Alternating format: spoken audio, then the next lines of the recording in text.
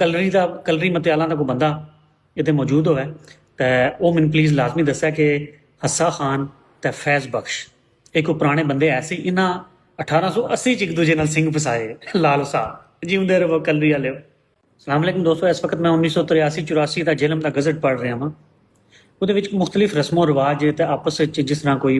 ਵੰਡਦੇ ਛੱਡਦੇ ਨੇ ਚੀਜ਼ਾਂ ਵਗੈਰਾ ਜ਼ਮੀਨਾਂ ਸ਼ੀਨਾਂ ਤਾਂ ਉਹਦੇ ਬਾਰੇ 'ਚ ਲਿਖਿਆ ਹੋਇਆ ਤੇ ਇੱਕ ਰੈਫਰੈਂਸ ਦੇ ਤੌਰ ਤੇ ਥੱਲੇ ਲਿਖਿਆ ਹੋਇਆ ਇਸ ਬਾਬਤ ਰੁਜੂ ਕरें मुकदमा हस्सा खान मुदई बनाम फैज़ बख्श और दो दीगर मुद्दा अलयान सब के सब गखन है सुकूनत कलरी है तहसील जेलम है दीवानी मुकदमा नंबर 127 है सन 1880 है अदालत जुडिशल असिस्टेंट कमिश्नर जेलम। इस तो इलावा बाकी मैंने कोई समझ नहीं पिया आਉਂਦਾ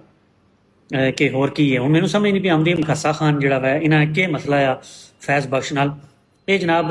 कलरी मतियालां दे कलरी दे सन तो इन्हां ने एक दूजे पर मुकदमा कीता सी लाइक हस्सा खान ने मुकदमा कीता सी बनाम फैज़